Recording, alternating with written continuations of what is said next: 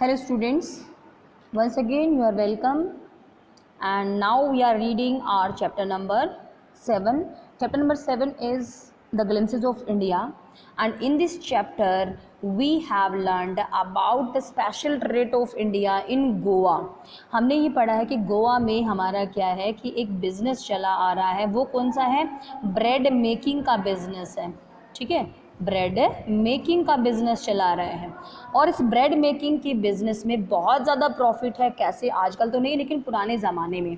तो हमने different headline के थ्रू आप लोगों को बताया था कि ब्रेड मेकिंग गोवा में बहुत ज़्यादा पॉपुलर है और इसकी शुरुआत हुई थी पोर्टुगीज डेज से, because they loved the bread very much and all the traditional ceremonies were not completed unless the bread was not prepared.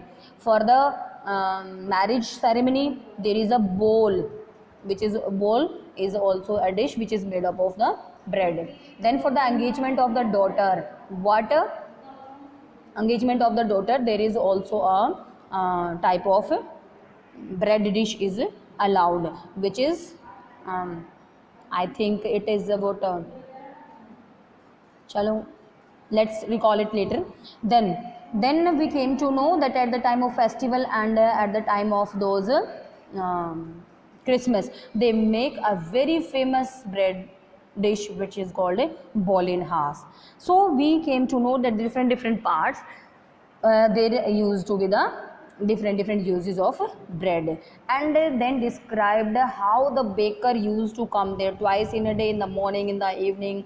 ठीक है, children also run to meet them, and then it's a very profitable business also. There were also the some of the description about the bakers, how they wear their dress. ठीक है, वो कहते हैं पुराने ज़माने में बेकर जो dress डालते थे वो होती थी क्या? कबाई होती थी। ठीक है, उसके बाद अब जो डालते हैं वो एक शर्ट और एक ट्राउज़र डालते हैं। वो trouser longer than the half pant and shorter than the full pant होती है। और आज भी जब कोई ऐसी ड्रेस डालता है तो उसको हम क्या कहते हैं? पैडर कहते हैं। So in this way we have completed the summary, some of the word meaning. Now let's read some of the question answers. These are the textual question answer. How do the elders in Goa remember a baker? तो baker को कैसे याद करते हैं? जो nostalgic या फिर जो एल्डर्स है वो नॉस्टैल्जिक कैसे हैं, यानी कि अपनी पास्ट की अच्छी बातों को कैसे याद करने हैं. So the Elder in Goa remember नॉस्टैल्जिकली the good old Portuguese days. ठीक है, पास्ट की अच्छी बातों को याद करते हुए वो पुर्तगाली दिनों की याद करते हैं. और किसको याद करते हैं? फेमस लव्स ऑफ ब्रेड को याद करते हैं. तो दो चीज़ें याद करते हैं, एक तो पोर्टुगीज डेज को, दूसरा फेमस लव्स ऑफ ब्रेड को. The baker held an esteem position in Goa. तो बेकर की गोवा में बहुत बड़ी, एस्टीम का मतलब बहुत ही ज़्यादा प्रतिभा वाली, गर्व करने वाली पर्सनालिटी थी ड्यूरिंग पोर्टुगीज डेज. ठीक है, as Portuguese were very fond of bread eating. क्यों? क्योंकि पोर्टुगीज बहुत ज़्यादा ब्रेड खाते थे. Though the Portuguese left for good, हालांकि पोर्टुगीज तो अब चले गए हैं, लेकिन वो मिक्सचर यानी कि आटा बनाना, वो मोल्डर, वो फर्नेसेस आज भी गोवा में वैसे ही मौजूद है जैसे कि पहले हुआ करती थी. Second question is that is bread making still popular in Goa? क्या ब्रेड मेकिंग आज भी पॉपुलर है गोवा में? आपको कैसे पता चला? यानी कि अभी जब हमने बताया था जो सारे गोवा में ट्रेडिशनली कैसे यूज़ होती है, बेकर कब आती है, वो सारा आपने बता देना है.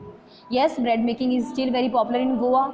We know this because the mixture and moulders are still put to active use. क्योंकि आज भी मिक्सचर और मोल्डर वहाँ पे एक्टिव पोजीशन में हैं.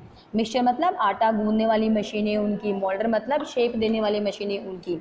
The age old and time tested furnaces still work efficiently.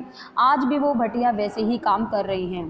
Those who bake the loaves are also an integral part of the tradition Goa village. जो कि इन ब्रेड को बनाते हैं यानी कि बेकर, वो भी गोवा के विलेज में एक इम्पोर्टेंट पार्ट हैं. थर्ड एंड जिंगलिंग ऑफ द पेडर और the baker awake the children from sleep. वो कहते हैं कि पेडर के थर्डिंग होने की, अपने बम्बू पटकने की आवाज़ और टन टन करने की आवाज़ से बच्चे अपनी नींद से जाग उठते हैं. जंग is the specially made bamboo stuff for the baker. ठीक है, which make the Goa morning very musical. यानी कि जिंग की जो साउंड आती है, उनके बम्बू से जो साउंड आती है जिंग की, उससे गोवा की जो एनवायरनमेंट है वो पूरा म्यूजिकल हो जाता है. Fragrance of freshly baked loaves make even the air delightful. वो कहते हैं कि ताज़ी बनी हुई और बेक की हुई लोव की महक से पूरा ही एनवायरनमेंट खुश हो जाता है. हवा में जब वो खुशबू फैलती है तो कैसा होता है, डिलाइटफुल एनवायरनमेंट हो जाता है। Baking profession is being carried forward by the sons of those baker. तो भाई हालांकि the forefathers the ancestors has died but the son carried on the business because they have learn this skill from their fathers. Different types of bread are necessary for different different occasions, ये मैंने आपको बता दिया था। Actually no religious ceremony और the social function become complete unless the bakery stuff is added to it. जब तक bakery नहीं एडेड की जाएगी फंक्शन पूरे हो ही नहीं सकते। प्लम पापिरस and dress that reach below the knees is still equated to a baker. आज भी अगर कोई मोटा ताज़ा इंसान होता है और उसकी अगर ड्रेस ऐसी हो जो कि घुटनों से नीचे तक आती है तो हम उसको क्या बोलते हैं, बेकर बोलते हैं। All this shows that bread making is still very popular. इससे हमें पता चलता है कि ब्रेड मेकिंग का बिजनेस आज भी बहुत ज़्यादा पॉपुलर है। What is the baker called? Baker को क्या कहा जाता है, अभी बताया था। So the baker is called pader in Goa. When would the baker come every day? कब कब आते थे, हमें पता है 2 बार आते थे, ठीक है। कब कब? Once in the morning to sell his breads and next in the evening when to after selling his bread से। Why did children run to meet him? बच्चे उससे मिलने के लिए क्यों दौड़ पड़ते थे? Actually the children run to meet him because they were woken up by the jingling थर्ड ऑफ द बम्बू स्टफ, ठीक है। And bakers was a great friend companion and guide of the children. So the moment came when they would all run and meet and greet him, ठीक है। They love the entire exercise of being pushed away. उन्हें अच्छा लगता था, बच्चों को धकेलते थे वो, ठीक है। और सर्वेंट को वो क्या देते थे, ब्रेड बैंगल्स क्या देते थे, लोव्स ऑफ ब्रेड देते थे। And then children gathered there to share about his bread bangles, ठीक है। ब्रेड बैंगल लेने के लिए भागते थे वो वहाँ पे। Some time these bread bangles would be made from special sweet bread. कभी कभी तो ये जो ब्रेड बैंगल है इतनी स्वादिष्ट स्वीट ब्रेड से बनाई जाती थी। So it was a mouth watering delicacy for the children. बच्चों के मुंह में तो पानी आ जाता था ये सब देख करके। And it made them look forward to the baker's arrival every day. और इसीलिए वो हर रोज़ वेट करते थे कि जैसे तैसे बेकर वहाँ पे पहुँच जाए, ठीक है। तो हमने यहाँ पे सब कुछ बता देना है इस सेक्शन में कि बेकर को क्या कहा जाता था, पेडर कहा जाता था, कब कब आते थे, दिन में 2 बार आते थे, और चिल्ड्रन उनसे मिलने के लिए क्यों दौड़ पड़ते थे, ठीक है। यानी कि 3 क्वेश्चन हमारे कवर हो जाते हैं। चिल्ड्रन क्यों मिलने के लिए दौड़ पड़ते थे भाई?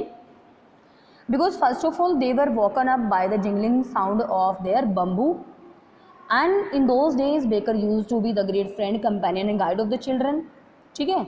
Then there came the moment when they would all run to meet and greet him. When in the morning he yani ki baker came there, then the entire exercise of pushing loved by those children, ठीक है। the baker hand over those loaves of bread to the servants and then the children tried to pick their share of bread bangles from the huge basket, ठीक है। what are the bread bangles? actually bread bangles are very special made sweet made bread होती हैं, ठीक है। it watered the mouth of the children and they fascinated to eat this dish very much.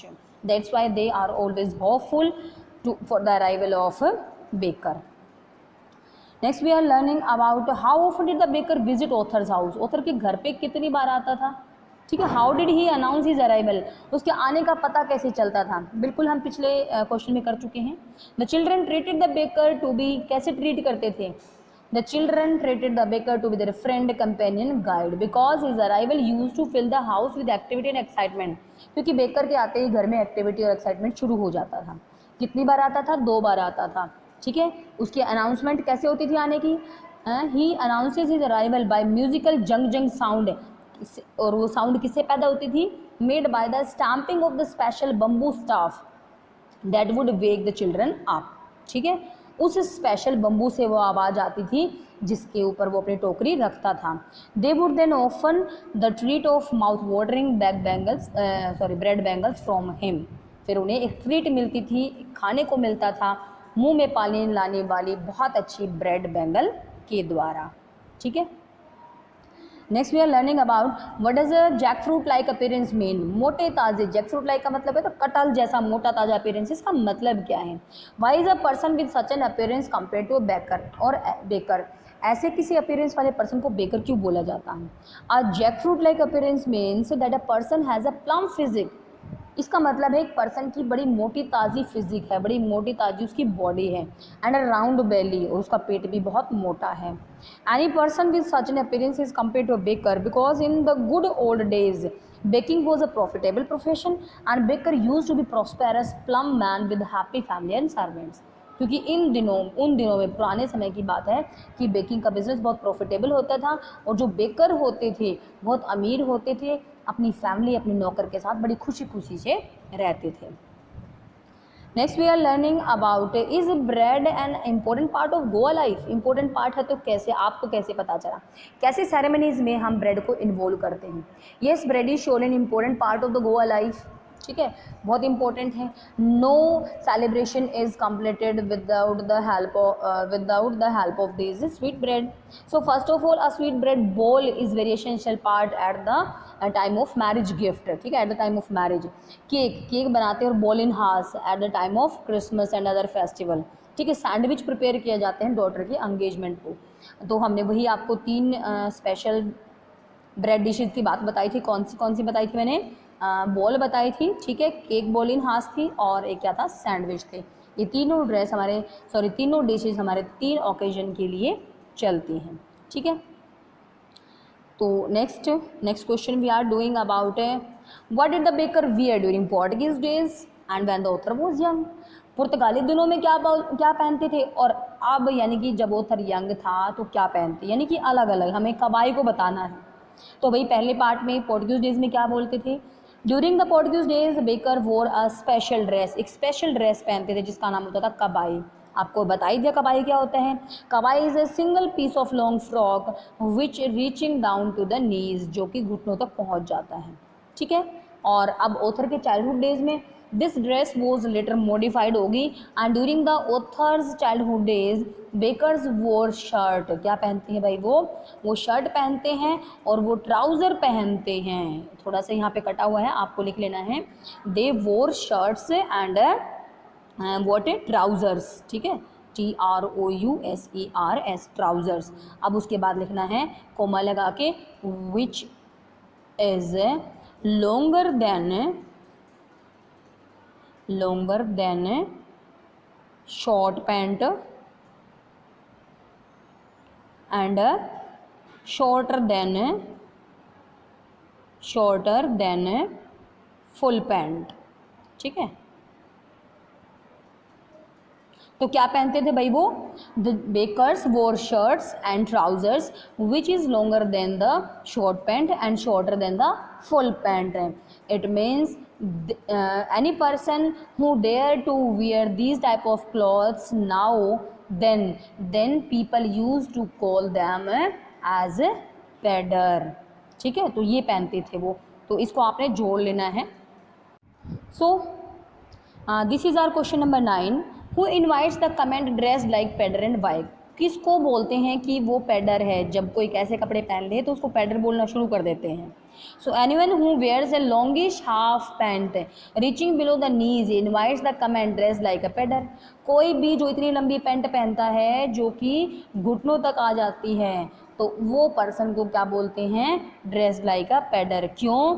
Because the पैडर्स also use to wear such long half pants, क्योंकि पैडर ही ऐसे dress पहनते थे, ठीक है। Next, where were the monthly accounts of the baker record. Monthly account कहाँ पे रखा जाता है उनका, कैसे वो सेटल डाउन करते हैं। How were the accounts maintain and settled between the Goa baker and clients के बीच में, कैसे वो अकाउंट ब्रेड का जो लिखने का हिसाब किताब था वो कैसे करते थे। So the monthly accounts of the baker were recorded on some wall in pencil से किसी वॉल पे लिखते थे, किसी दीवार पे लिख देते थे। The baker generally collected his bill at the end of the month में अपना बिल कलेक्ट करते थे। Accounts were maintain and settled in this manner because the baker would supply different types and varieties and quantities of the bread through out the month. तरह तरह की different quantities में bread बेचते थे, इसीलिए वो हर रोज़ का हिसाब हर रोज़ लिखते थे। The wall would be an easy place to keep his record, और दीवार एक अच्छी जगह होती थी उनके लिए रिकॉर्ड रखने के लिए, ठीक है। So I think that you have learned and understand all the questions very well, and if you have some doubt then ask me. Till then, thank you very much, have a nice day.